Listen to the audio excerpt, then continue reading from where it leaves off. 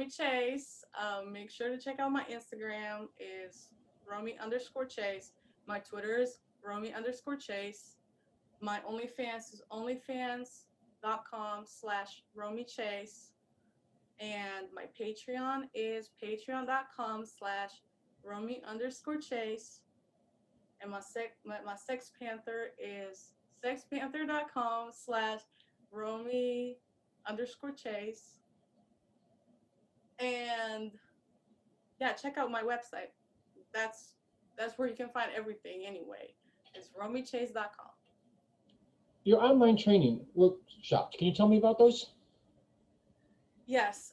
So when I started this, apart from making money, I wanted to, at some point in my career, be able to teach other women how to monetize content online, especially that me being from Poland, being from a place where the beauty standards are really strict. I mean, being plus size, curvy, I was not considered attractive there. And I came to America and I discovered that, plus size girls are kind of a thing here.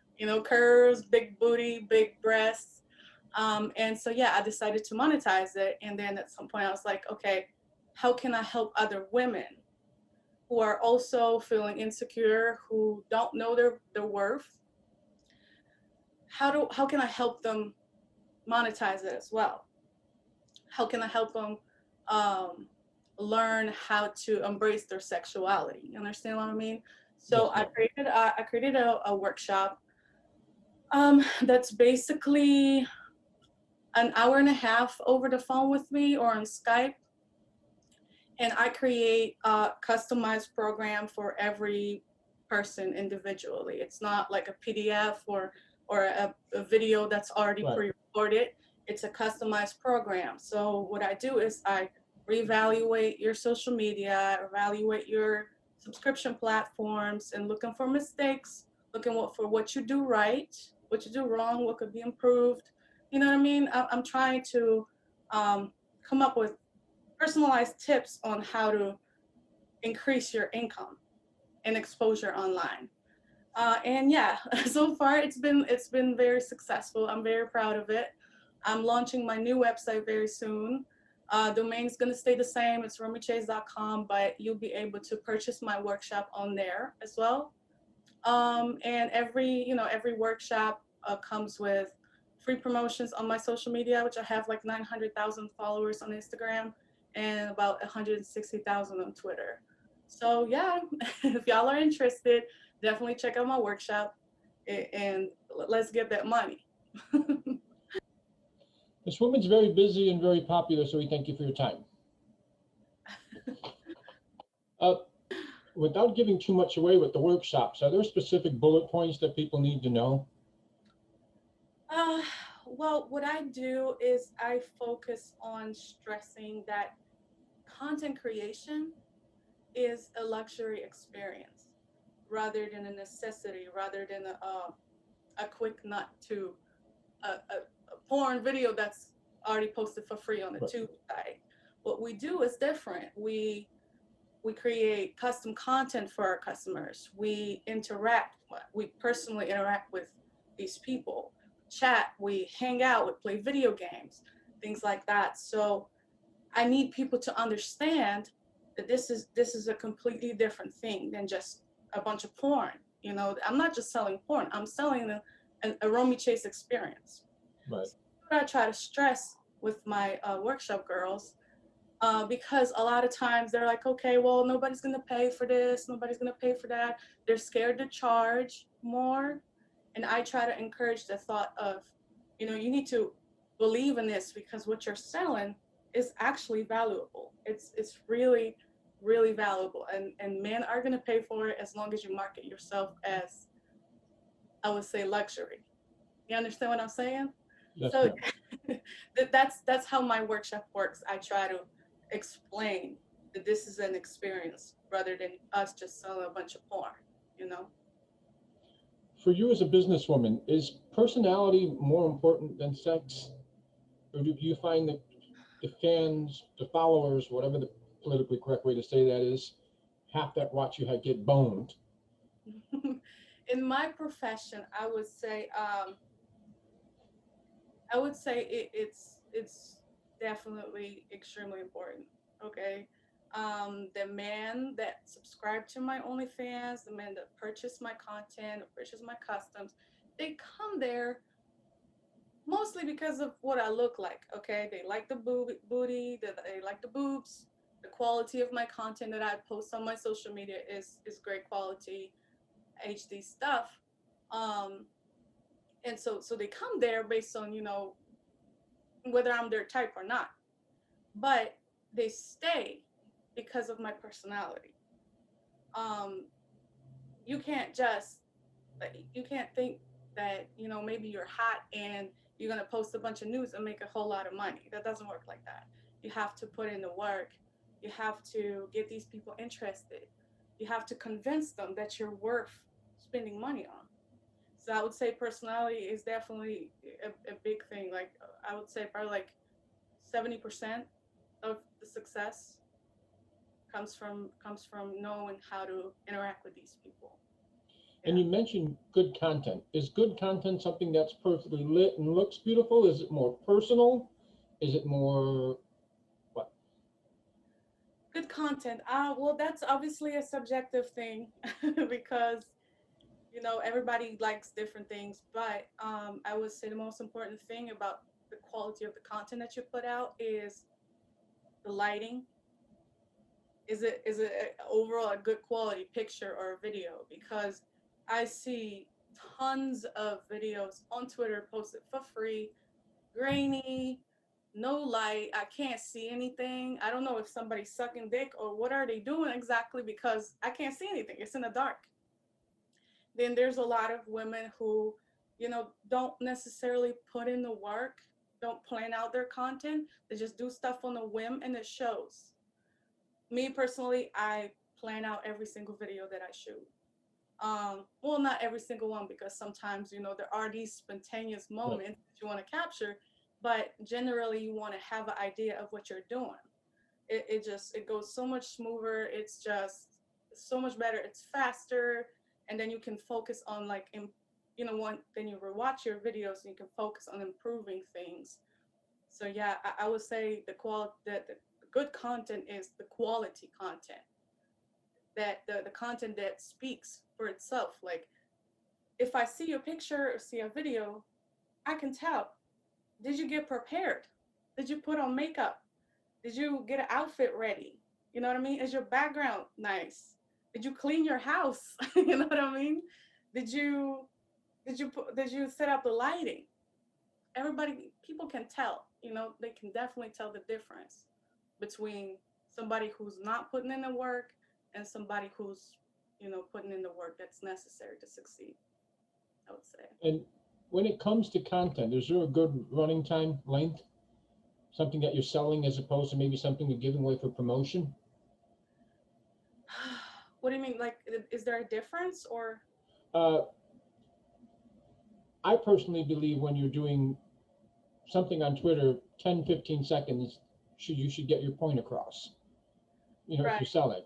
If you're selling it, depending on what the the act is, if it's a BJ or if it's a boy girl or something, they have different running times. And because there's so many different platforms, some people put 25-minute scenes on I know. OnlyFans, and you're basically losing money on many vids, and it's just seems to get very confusing. And I'm just curious what you think of that. Right. So, I would say, like me personally, I don't post any free previews at all, anywhere, because I feel like, I mean, I've had situations where men would make like 10-second compilations of like a 2-second video and they would Right. just like stroke their dick to that. And that's not the point. You know what I mean? Like I don't see I don't think previews are as effective as people think. Okay. But yeah, definitely posting a 25-minute video on OnlyFans feed or Twitter, that's definitely that's not a good marketing tool, I would say. What you want to do is you want to shoot as little as possible, okay? But enough to encourage these people to spend money on you. Because it's one thing to look hot and just look pretty and be cool, but it's another thing to actually be able to monetize what you're doing. That's why I would say your Twitter or your previews should be generally PG-13. It should be teasy enough to, trigger something in you. It's like, oh shit, I like this. I want to check it out. I want to see. And that's when they click that subscribe button, because something about that teaser that you posted triggered something in you. Maybe it's the ass, maybe it's the tits, maybe it's the way you talk, maybe it's your face, lips. It could be anything.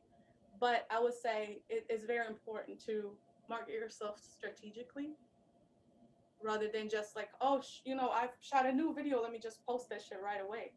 No, I don't. I don't do that. I have a strategy to why I post a certain thing right now. So yeah. You mentioned an interesting point. From a branding perspective, at what point do you feel anyone should maybe slow down shooting for the mainstream companies and focus on owning everything themselves? Well, I'm a firm believer of working for yourself.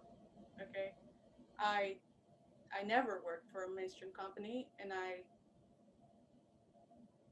I've refused many times. There were companies that reached out to me. I said no. It's because I believe I can do better by myself. And a lot of times, you shoot for a mainstream company, and you get paid for the scene, and then they'll just keep making money off of that scene for the next 20 years. You don't want that. If you're gonna shoot for a mainstream company, you need to again do it strategically. Maybe it's for exposure. Shoot for somebody who has traffic that you don't have, so you can get into that traffic and drive that traffic to your subscription-based site. You know, I generally think if you get into porn, unless that's what you really want to do, because there are obviously people who want to do that, that's fine. But if you're not sure, if you want to get into porn, you should just do that more for exposure rather than money, you know? So at some point, once you get that exposure, once you get into their traffic, you can take the matters into your own hands and start monetizing the content that you produce yourself and keep all the money. Like the tummy. Right. And I think people have been into bigger girls, but they just were too ashamed to admit it. So it wasn't discussed like that. I remember back in Poland, I used to, well, I can't say I dated him, but we went out a couple times. I used to work as a server at this restaurant, and he came in. We just exchanged numbers and whatever. He liked me, and we went out a couple times. And then at some point, he literally told me like, you sexy and all, like I want to fuck you and stuff, but like I wouldn't take you home because you're like curvy. And that hurt me so much that a man, he wouldn't introduce me to his friends either, because he was ashamed to admit that he liked curvy girls, that he liked plus size girls, overweight girls, because I'm overweight. I've been overweight. And that hurt me so much.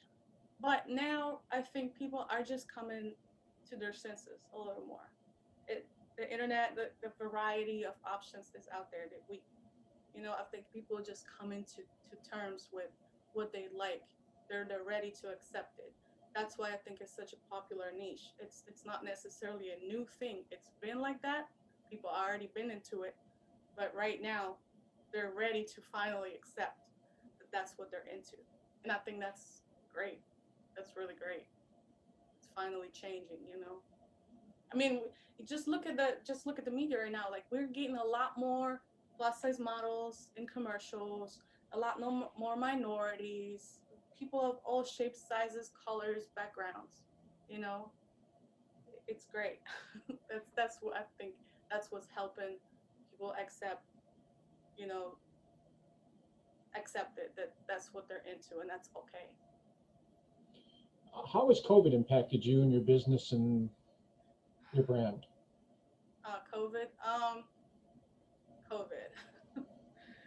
Well, I personally, because of all this extra time that I have, not going anywhere, not meeting up with anybody, I've devoted that time to um, elevating myself as a creator. And I, at this point, I tripled my monthly income because, I took the time to improve certain things, reevaluate certain things, change certain things.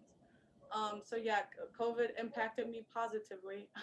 I know there's a lot of people who are struggling right now, but I've been fortunate enough to actually expand during these hard times. Do you think COVID has changed the way fans and people look at material?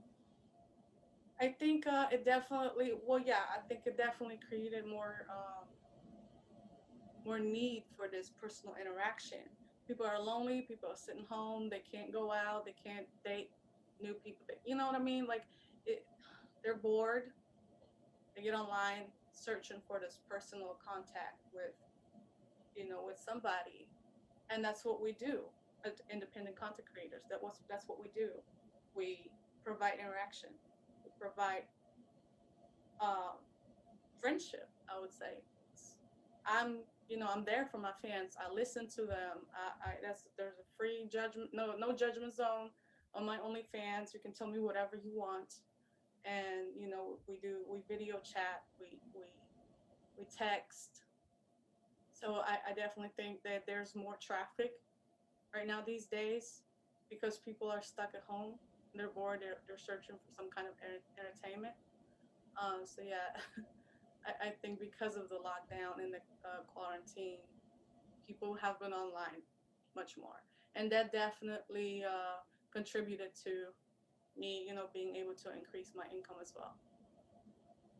You, you mentioned you grew up in Poland. Did you go to a public school, private school? I don't know how the educational system is there. First of all, it's worth mentioning that the educational system in Poland is free. So I went to public school, and then I went to college there as well. Yeah.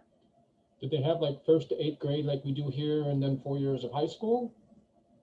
No, we have it's like 7 to 12 or 13 is like the elementary school.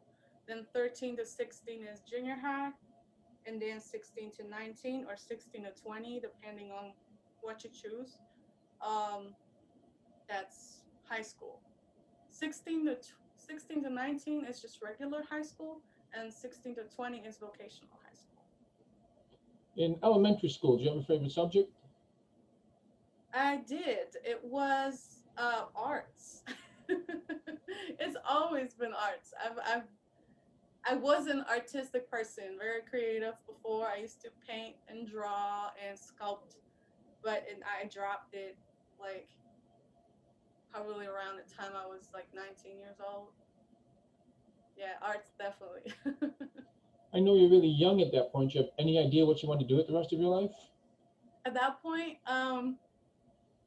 well, no, at that point I had no idea, but around 13, I wanted to um I wanted to be a teacher, okay? Um I don't know why. It was something that I thought I was going to become, and that's what happened, okay?